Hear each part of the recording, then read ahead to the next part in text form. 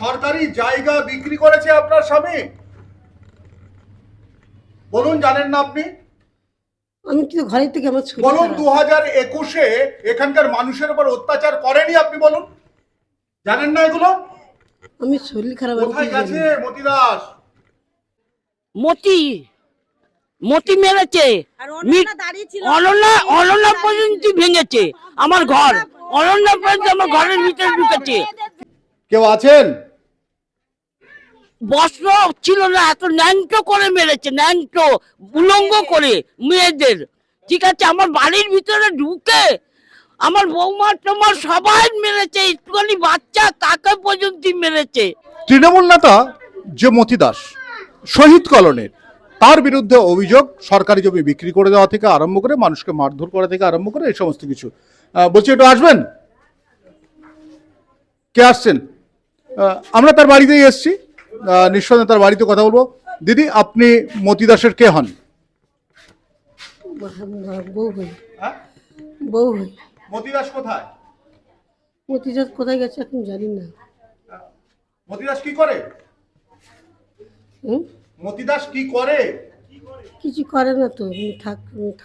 হ্যাঁ, কাজ করতে উপহারে। উপরে কাজ করতো? এত বড় বাড়ি কি করে হলো? হ্যাঁ, সরকারি জায়গা বিক্রি করেছে আপনার স্বামী? বলুন, জানেন না আপনি? আমি কিন্তু ঘরের থেকে আমার ছবি বলুন, খারাপ। 2021-এ এখানকার মানুষের উপর অত্যাচার করেনি আপনি? বলুন, জানেন না এগুলো? আমি শরীর খারাপ, আমি কোথায় কিছু জানি গেছে না। মতি দাস? এত মার মেরেছে ওই অনন্যা, মতি, শঙ্কু, মিঠুন, ওই উত্তম, বাসু, বিশা, ধামসার ছেলের নাম কি, গুড্ডু। বলছি কি, আমি তো শরীর খারাপ, আমি তো ভালো নাই। আপনার শরীর খারাপ? আস্তে কথা বলুন একটু। যে মতি দাস কোথায় এখন? আপনার হাজবেন্ড কোথায় এখন? বলছি তো, আমাকে বলে যায় না তো। কবে থেকে নেই? 2 মাস হয়ে গেছে। মানে 4 তারিখের পর থেকে নেই আর? কি নাম আপনার? ময়না দাস। ময়না দাস।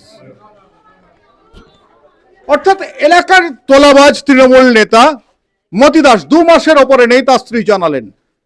কারণ তিনি এলাকায় মানুষকে, গরিব মানুষকে, আমি যেখানে রয়েছি এই শহীদ কলোনি, বেশিরভাগ মানুষ কিন্তু এখানে একেবারে সাধারণ শ্রম করে শ্রমজীবী মানুষ, স্বল্প রোজগারের মানুষ, তারা এখানে থাকেন।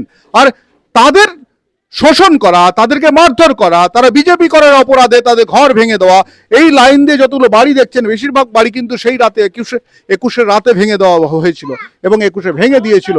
আর এখানে এখানে দেখুন মতি দাস, তিনি কিছু করেন না। তার বাড়িটা দেখুন, মতি দাস কিছু করেন না। তার এত বড় বাড়ি, সে সামান্য একটা কাজ করত, সামান্য সেলসম্যানের কাজ করত, সেটাও ছেড়ে দিয়েছিল।